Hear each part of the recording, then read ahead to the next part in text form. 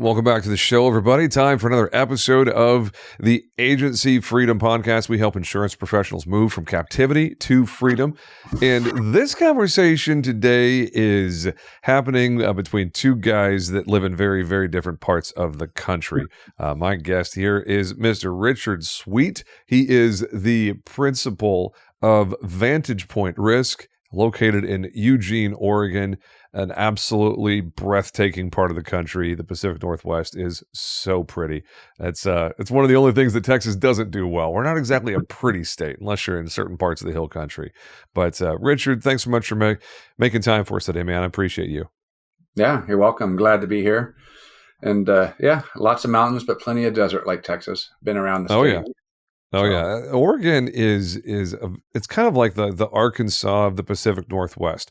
Two very distinct climates, and very distinct topography for sure. But the main reason why you and I connected was on a couple of topics related to the way that you guys run your agency. You know, as we were talking about right before we hit record, you guys do really well with apartments and student housing. You have a lot of experience in that area. And assuming that you have Ricky's permission to talk about the acquisition, I'd love to get your take on being on the buy side of an acquisition of another successful, experienced agent and rolling him into your operation, having it be a merger of sorts. Obviously, you're still running the shop, but love to pick your brain on that. And then wherever else the conversation leads us, if that's good with you. Yeah, no, I'm happy with that. And just to kind of clear up a little bit, I think maybe a little bit misdirection there is, so Ricky, he was with with High Street and actually parted ways with them and was looking for a home. Did he sell to High Street? He sold to High Street. Oh, I had no idea. Yeah, wasn't working out for him and was looking for a home. And so mutual friend of all of ours, David Carruthers, got us connected. I mean, I've known Ricky for a couple of years, but I missed the step there. Thank you for clarifying. I had no idea that he sold the agency to High Street. I thought he sold the agency to you. So you didn't acquire his agency. You brought him onto the team. Yeah, brought him onto the team. Yeah, he a couple years ago got bought by somebody else, and the two brothers. One of the brothers passed away. Mm-hmm. The brother that passed away, his widow didn't want anything to do with the business, so the other brother had to sell. Didn't have any type of buy-sell agreement in place, so they were able to fund it. So he sold to High Street, and that's where Ricky went at the time. Wow. Okay. Yeah. I'm taking notes here. I missed a couple of key details, didn't I? No worries. So we definitely need to reconnect with Mr. Hader. He's been on the podcast a couple of times as part of a panel and also in a solo episode. He was in the first 50 back in the was the end of 2021, I think. A long time ago in podcast. Yeah, long time ago. Yeah, it's. I mean, it was good. Yeah, it was mostly. I mean, him and I connected a couple years ago and just kind of hit it off. Friends, we're not too far away. 2 hours, if you will, as the crow flies. And when he decided to part ways and was trying to figure out what to do, he didn't want to go back into like the full agency ownership aspect. And so when he's part of the Killing Commercial crew, and in a conversation with David made a suggestion that him and I connect. Worked out the details, and he came on board, and he comes with a book of business that he's been working on for quite some time. So really, at the end of the day, it was for him, both of us, it was a win-win, because he was looking for a place to place business. I had the opportunity and the carriers that he could place the business with, and then the freedom to let him grow. Well, those win-win things are always great to hear about. We'll circle back to the Ricky story and your interactions with him a little bit later in the episode. Didn't mean to plant the flag there too firmly. I'd love to have our audience hear more of the Richard story. Anything that you want to share about your background, family, the way you like to spend your time. We'll get into the details of the agency and kind of what you guys are really good at a little bit later. But I'd love to hear some of the Richard story, whatever you want to share with us. Yeah. I mean, it's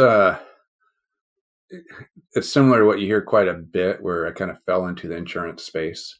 Mm-hmm. But to back up a long time, and I'll go quickly through it, but I went to school and got a bachelor's in mechanical engineering and business management back in the 90s. Worked in wood products industry, building sawmills all over the world. Switched over to waste and recycling business and working on project management. Worked my way into a sales role there, managing a West Coast territory, doing about 65 million in annual sales.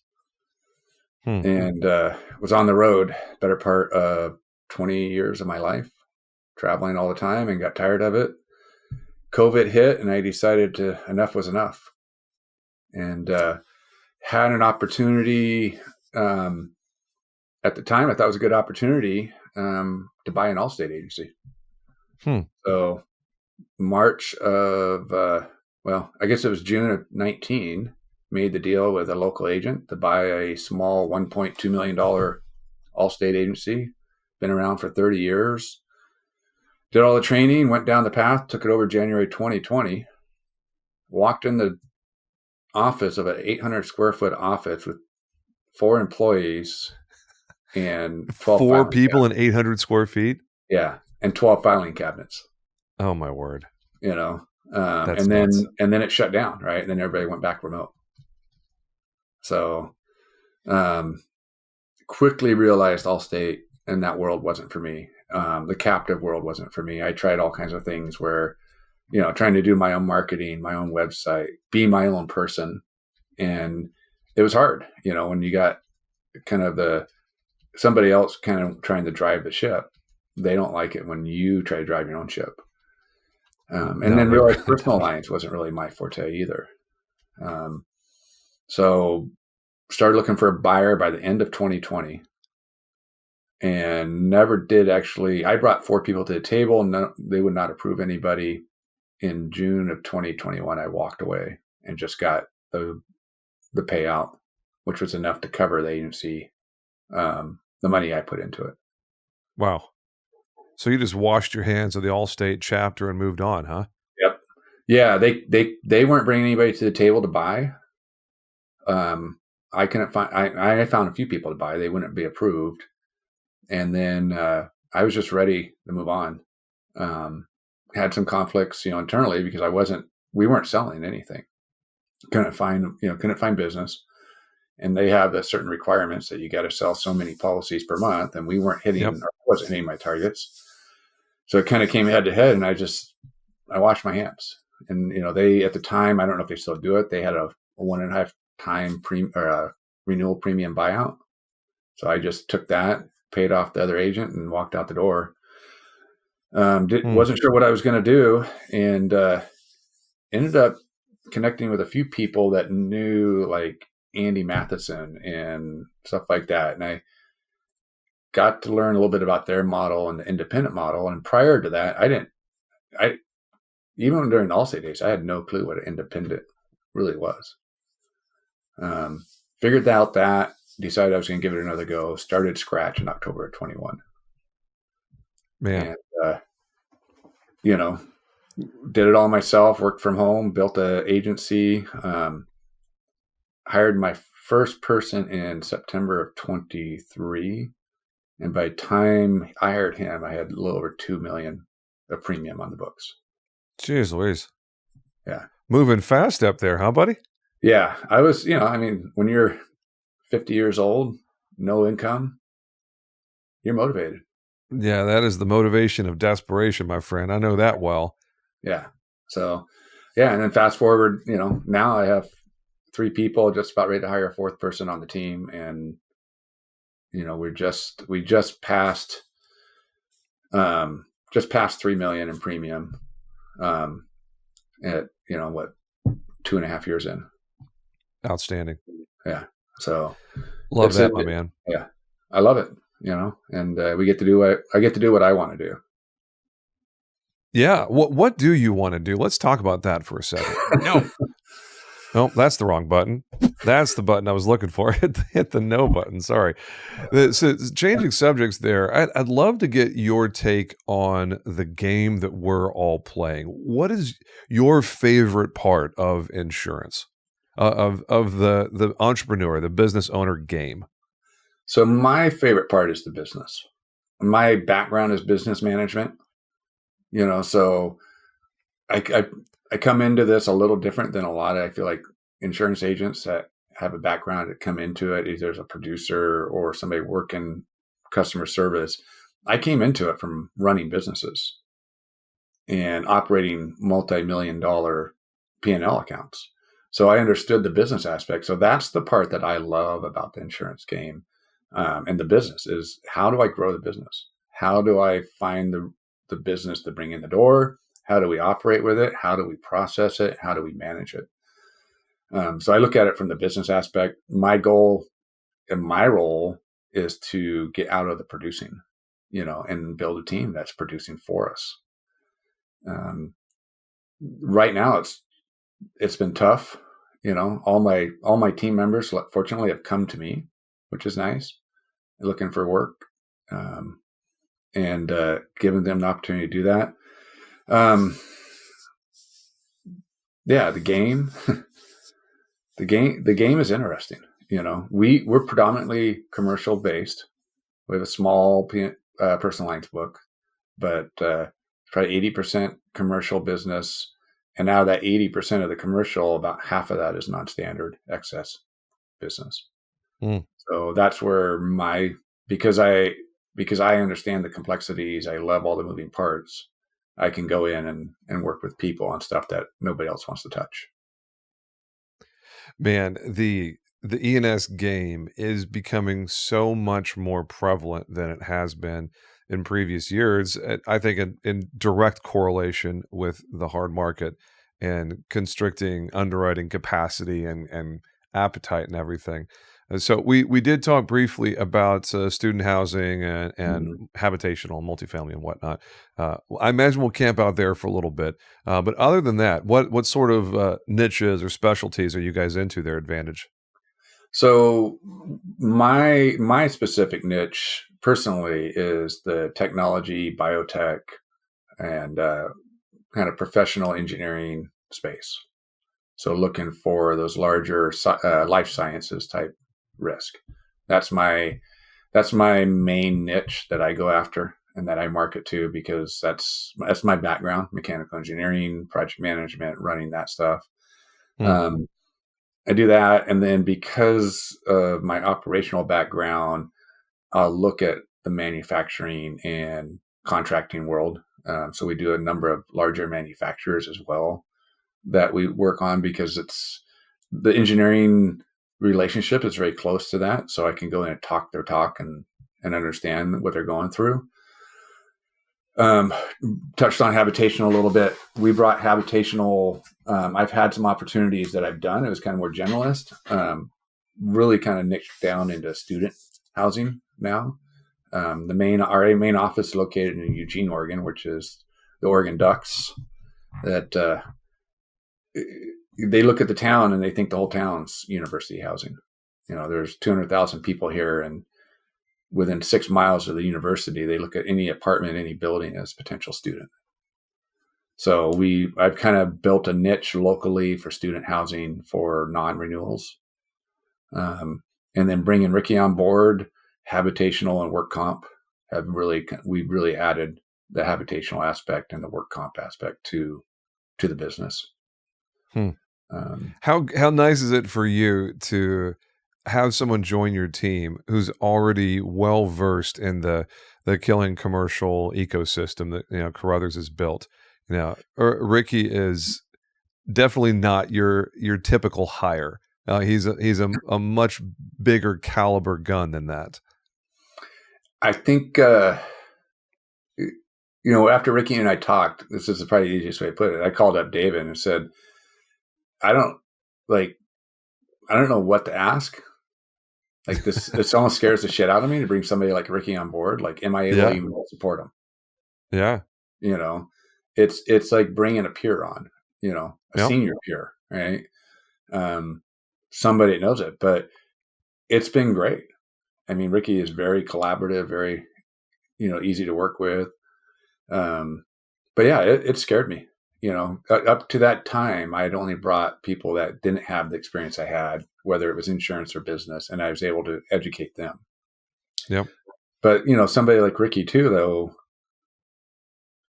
I think you find this with a lot of high caliber, high volume producers is you still got to manage them. Yep. You still got to get them to go through the process, the task, right? And that's probably one of the hardest things so far is getting Ricky on kind of the business aspect of how I want the agency to run. Yep. So he's kind of he was left out there kind of to do his own thing for so long that now it's like reining him back in, getting him to focus just on the business and let's go sell. Yeah. Like a colt who's used to doing whatever it pleases on the countryside. You try to put a bit in its mouth or put a saddle on its back, and the colt's like, hell no, get off me. I do what I want. 100%. Yeah. And we've hit a number of snags. Some are mistakes. I've learned from the principal aspect of somebody at that caliber too, is you got to feed them stuff that they're used to. We decided in the beginning, like, hey, let's start out easy. We'll work on some small stuff. I can get used to the agency, the carriers. He dropped the ball on so many little things that, they weren't high premium, $2,000-$3,000 premiums, but all of a sudden I got pissed off customers because we're not following through, where I should have known to send that just to my inside guy and not even bother Ricky with it. So it was a lesson learned on my side for sure. Man, it's a double-edged sword. And full transparency, I haven't done this yet. I'm definitely open to it. I'm trying to do it right now with a couple of folks we're having conversations with here in North Texas. But when you get the opportunity to add someone to your team who has executive experience, who's run their own shop, who's done their own thing their way in the past, well, it's a really exciting opportunity because you don't have nearly as much to train that person on, but you're going to have a lot more challenges because you're bringing another alpha into the conversation who, is going to have some challenges because they're used to being in charge and they're used to doing things their way. And, there's pros and cons for sure. With Ricky, Ricky and I go way back, back to when I was a farmer's agent and he was in the state farm ecosystem. But with Ricky, it's obviously a net positive for sure, pretty strong net positive. But I'd love to just ask a little bit more there of what you've done to find success with Ricky, because our listening audience out there is undoubtedly leaning in going, oh, this is interesting. I'd love to hear more about that. Of how in the world do you successfully integrate someone into your team and your culture when they have executive experience, when they're used to being a principal? How did that work for you? It's I think for me it was a little more intimidating than it turned out to be. I think really having us sitting down and making sure our expectations on either side were mapped out. And for Ricky, he really wants to go back to producing right now. Yeah. You know more of some of his personal journey than a lot of people will. And I don't want to go into that, but right now he needs to get back to producing. He needs to get on the horse per se and just sell. I want to focus on this. Down the road, he wants to get more back into the agency side. So he's really relying on me to help guide him through the processes of the business aspect. And even though he's a high caliber producer, he's had agency ownership, he still never really had a lot of that business aptitude training per se. So the technology, the processes, the systems, all that weren't something that he had to deal with so much. So it's us ironing out who's good at what. It's the same. It's the yin and the yang. The scenario. It's like, okay, Ricky, I'm good at that part. Let me help you with that. Right? Let's build the automation. Let's get the communication out there. Let me help you stay on task. Ricky, you're good at picking up the phone and calling people. All right. He's that unique breed where he gets kind of itchy when he's not making 30, 40, 50 calls a day, where I'm the person that I'm not a cold caller per se. Yep. So it's realizing the strengths and weaknesses of each team member. And at the end of the day, integrating that team member into it and utilize him for helping my other team, right? You got a junior guy that wants to learn to cold call. It's a perfect opportunity for Ricky to train and take some of that executive responsibility and help somebody else. Man, I would imagine that Ricky in that kind of environment would be a world-class trainer because he's such a likable, genuine guy. And he's got that, hey, buddy, let me show you this thing real quick. That kind of, casual, informal nature that is so effective in cold calling. I mean, the more rigid and structured you are with cold calling, the more you sound like a cold caller, right? Yeah, 100%. Yeah. And I mean, I've listened to Ricky do some. I'm not your agency principal that sits on phone calls and listens to people do stuff. I've just had the opportunity to listen to Ricky when he's come down to the head office to make calls. And it's so easy going. And it's nice for other people to see that because they get intimidated so easily by the cold call process. Yeah. That it's just at the end of the day, you're just having a conversation with somebody. Yep. And Ricky makes that seem easy at the end of the day. Well, I mean, my dislike for cold calling is well documented in this podcast. It's no secret that I see it as being, useful and important and valuable. I just absolutely hate it. It is not how I'm wired. It's not how I want to do business with other people. That being said, if you're going to do it, you have to make it as easygoing and relaxed as humanly possible. Hey, how's it going? Would you be open to a conversation about your business insurance? And just toss it out there as casually as can be. Because, I mean, most people are scared of the phone. I mean, even most people in our industry, man. Oh, I mean, 100%. Yeah. So it's that has got to be so refreshing for you to have someone on the team who's eager to do the things that most people are not eager to do. Yeah, it is. And it's, the other thing it's doing is motivating one of my other team members to try it. Yep. So, and he wants to grow into that position. He wants to grow into that type of person right now. At least that's his thought. He wants to try it out. And love it. It's, go ahead. No, are we good there? Is there anything else you want to say before I flip it and go somewhere else? No, I was just going to say, from a business aspect, what I'm starting to realize is the different roles in the agency and starting to utilize people for what they're good at versus trying to force somebody down a path. Oh, yeah. 100%. And that actually dovetails precisely where I wanted to go next. You've been in the IA game now for almost 3 years, and you've been very successful. Oregon is what I would consider to be a lower premium state. Mm-hmm. So the fact that you've amassed $3 million in book premium this quickly says a lot about the kind of operation you guys are running. But I know with that kind of growth, you're going to have a lot of challenges. So I'd love to hear your perspective, Richard, on some of the more larger, stickier problems that you're running into with the kind of growth that you're experiencing.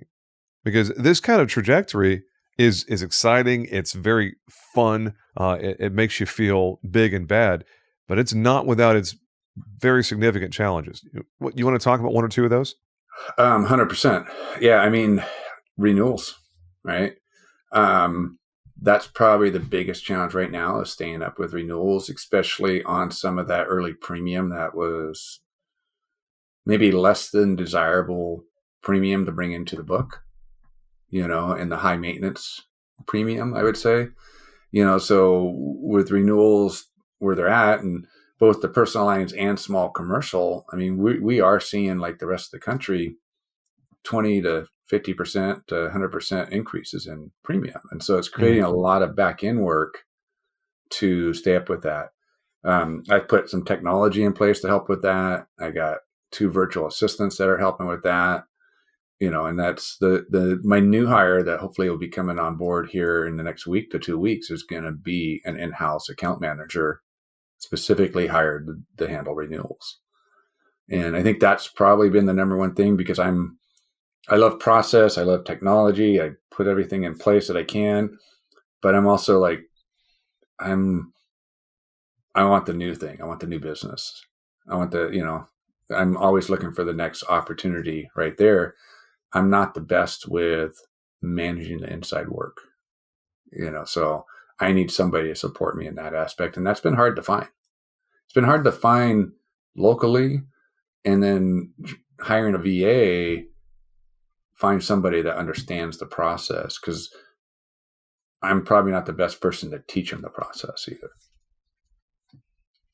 I mean, and that brings up an entirely separate conversation. Yeah. If you recognize in yourself that you are not the best one to be teaching these competencies, what have you found success in doing to backfill areas where you don't feel comfortable as the principal to be the one equipping them? So, I mean, that's been a challenge. I have yet to find somebody that I can trust fully with it. That's the other part, is you got to be able to not only backfill and teach them, but you got to be able to trust them to do the work.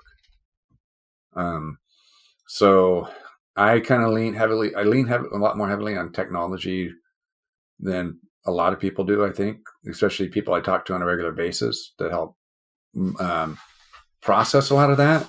Mm-hmm. And I've just been looking for the right person to be able to teach. And I actually had a second interview today, an hour before our call, with somebody that made them the offer. I think they're going to come on board. That is going to be that person I can rely on and count on, and then help build those processes. So you have two people coming on very close to each other, huh? Yeah. Yep. Wow. That's a 50% growth in your staff, if my math is good there. You're going from 4 to 6 within a month or two? Yeah. Well, and I went from 2 to 4 in March. Oh, and I'm going from 4 to 6 here, and probably by the end of May, early June. So in less than half a year, you're tripling your staff from 2 people to 6 people. Yep. Talk about that for a second, man. That makes my hair turn gray just hearing it. The hardest part of bringing people into a team is making sure that those people get your company, that your culture, the way that you guys do stuff, and then making sure that they have the necessary, accountability and training to even have a prayer of being successful in their job. How are you keeping track of all of that? It's hard. The good thing is that out of the people have come, all but 2 of them have searched out me, and they know me. So they know my dynamic. They know my drive, my motivation, so I think that helps a lot when somebody knows you for a year, 2 years, and they're like, I want to go work with that person. I like what they're doing. I like what they see. It's always different when you're working side by side with somebody, right? You learn a lot more about them. I would say our culture is, we work hard, but we love to play as well. Cause that's one of the things I love to do, is go have fun with my wife and my son. And I try to drive that home with my team too. It's like, you see me at the office, I'm one of the harder working people. And it's something that they look at and go, okay, Richard's being successful by working hard, and we're going to work hard to be successful. Yep. But he also goes and plays hard. There you go. So you got to have it both ways. But yeah, that's been, to be honest, James, it's the hardest part, is the dynamics, the processes, getting everything out of your head of what you've built that your team can do. And then also having the confidence to rely on people. I think that's a big part where a lot of staff, and I've managed big groups before. The biggest group I ever managed was 32 people. Wow. And you got to have multiple layers of that org chart. 32 people is impossible for one person to manage effectively. Yeah. We had several managers and supervisors underneath that, but if you don't have confidence in your team, or trust and confidence in your team, you tend to micromanage. They're not happy, and that ruins your culture. Yeah, it really does. It only takes one person to, turn into a cancer. Yeah, 100%. So I think that's the big thing, is letting go for most people. And that's hard for me. It's somebody's got to earn that trust, earn that respect. I am pretty free to give it up front, but at the same time, I will double check stuff, and then if they break that confidence, that's hard for me. Oh But yeah.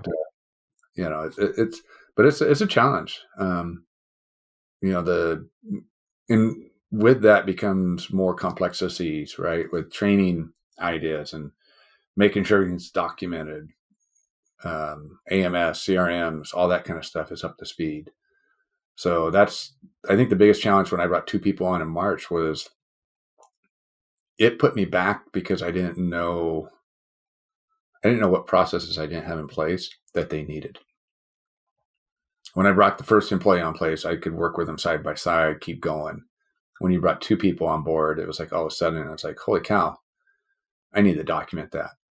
So one of my VAs, every time we get online, we're recording it with Otter AI and Zoom. And then he goes through and creates a full documented process of the whole scenario. So you're building out your core processes on the fly then? Yeah, we are now. It's something I probably should have done before, but. Well, I mean, as we talked about in my book, Leaving Captivity, when you're early stage, when you're a solo operator or you have, 1 or maybe 2 employees, the hardest part of these core processes, these, as we call them in Riskwell, systems, processes, and workloads, or SPW for short, the hardest part is that you are the bottleneck. As the principal, you already have core processes for everything. The challenge is they're not written down anywhere, and they're stuck in the confines of your brain, and documenting them can be a giant chore depending on how quickly your operation is moving. Yeah, and I've looked at opportunities to kind of either buy something or implement something. And like Bradley Flowers has his new Mind Your Agency platform. I don't know if you've seen that, but I mean, you can buy something and just put it in place, but there's a lot of tweak. I don't know, good or bad, we're all different. We all run our agencies differently. So I look at something like that, and I'm like, how much tweaking do I have to do doing that versus just go do my own? No, you're absolutely right, man. And I think in my experience, that was one of the major breakthroughs, where when we finally got our SPWs, documented and disseminated and started getting everybody on the same page of this is how we do things. It's much easier to keep the proverbial trains running on time. Yeah. Well, and it's easier to hold people accountable too. Yeah. 100%, man. Yeah. If I have a producer, it's not checking their task every day, but it's not documented in the agency, how am I supposed to hold them accountable? Absolutely. I agree. So, I promised you about 35 minutes of runtime. We're getting close to that. What have we missed that you wanted to talk about? Is there anything on your mind you want to get into before we land the plane here and get you back to your afternoon? I think you hear a lot about the hard market and people struggling and challenges in getting renewals and all this. And I look at it as an opportunity. We're putting more premium on the books every day, going after business like crazy. I'm not pulling back. But when I go talk to people in my community or agents online, all I hear is all I ever hear them talk about is like, I'm just defending what I have right now. I'm so focused on renewals. I'm so focused on keeping the business I have. I can't afford to go after new business. And maybe it's being new to the industry, not going through, the softer markets and stuff. But I love a challenge, and that right now I see it as a challenge to put on as much premium as I can and earn customers. Man, I would just push back so hard on those people that think they have to take a defensive posture, that they don't have time for new business. It's like, you can't afford to not be going after new business. Yeah. Because, at this point, it is the definition of a target-rich environment. Every single account is up for grabs. Yeah. There's so many big, successful shops that are just not doing a great job keeping their people happy. And, in the last 3 months, we have brought on a half dozen accounts that are 5 figures in revenue, and every single one of them came to us because they were unhappy with their big fancy agent from a national brokerage. And all it was, hey, what do you need help with? What's going on? What are the pain points? Very casual, very solutions focused. We wouldn't have prospected those people because we would have just assumed, oh, we don't have a chance on an account like that. But we definitely do. Vantage does too. Everybody listening to this, you have access to accounts right now in your natural market that historically you probably didn't have access to, but you do right now. Yeah. I'll get a call from somebody that says, oh, I asked my agent for this like a month ago and I haven't heard anything. I've called 4 other people. They tell me they can't help me. And we're like, okay, what can we do to help? Hear them out. I mean, I just closed it was a large contractor E&O policy. Just E&O right now, $28,000 policy. Oh, wow. He couldn't get anybody to respond to him. And, it's like, okay, that's it. Now, what else do you have? Oh, we have 28 vehicles. We have this, we have that. It's like, okay, well, let's take a look at that. Happy to do it since you're the only one that responded on the E&O. Wow. So 28 vehicles is a great schedule, man. Well done. It is, right? So picking up the phone and just trying sometimes and going after that business. I think too many people are like, yeah, that's outside my comfort zone, or I'm so busy trying to deal with the renewals. It's hard. And I get it. You don't want to lose business, but you look at people that succeed in business and they tend to turn over their customers, right? And I'm not saying anybody's less valuable than somebody else, but if you have a $1,200 BOP with a contractor that's requesting certificates from you on a regular basis, and you can now upgrade to a $20,000 policy for somebody else, and that customer suffers a little bit, decides to go somewhere else, are you really out of money? Yeah, not at all. So I'll be the very first one to say that not all accounts are created equal. And anybody who's like, oh, we treat all of our accounts the same way. Everyone deserves our best. I was like, no, they don't. Yeah. They definitely do not. And to say that everyone gets the same treatment is just foolish to me. It's like, if that is true, then I think you're doing it wrong, because there definitely needs to be different levels of service. Certainly different levels of access, because if that $1,200, BOP policy texts you at 8:30 on a Saturday night, you're probably going to be super annoyed. Yeah. But if that, if a $20,000 revenue account calls you or texts you on a Saturday night, you're going to do everything in your power to make them happy on a weekend because of what they represent to your office. Yeah. So, bravo, man. 100%. And that's what it's hard to get your staff to sometimes realize that, because that's the hard part. They just want to, they want to help everybody, which I like helping everybody, but at the same time, you got to prioritize. Absolutely. So, but yeah. Well, dude, what's the best way for people to get in touch with you if they want to talk further about what's going on in the great state of Oregon or student housing or whatnot? VantagePointRisk.com is the website. Okay. Richard at VantagePointRisk.com. You can email me. Happy to have a conversation. We talk a lot. I got a couple conference calls we do a week on agent calls and stuff. So always happy to get people engaged and help them out. I want to see people be successful. There's plenty of business out there for everybody, and how do we help everybody be successful? What is your social media of choice? Is it LinkedIn, Facebook? What are you into? LinkedIn and Facebook most of the time. Okay. Yeah, I've been a little bit slow on it lately. Just I've been coaching middle school track for the past 9 weeks, as a side job. Wow. My son's in 8th grade, so I became the assistant coach for his middle school. There you go. But, it's a passion project, huh? Yeah, passion project. Championships next week, so I'll be back at it. But wow. Yeah, Facebook and LinkedIn are probably the easiest way. How in the world did we make it this entire episode and not talk about the fact that you have learned to successfully coach middle schoolers? I mean, insurance professionals and, policyholders are cake compared to coaching middle schoolers. It's taught me a level of patience I did not have before. Oh, man. I can only imagine. I am so not wired for that. Yeah, 100 preteen boys and girls that don't want to do something. Ugh.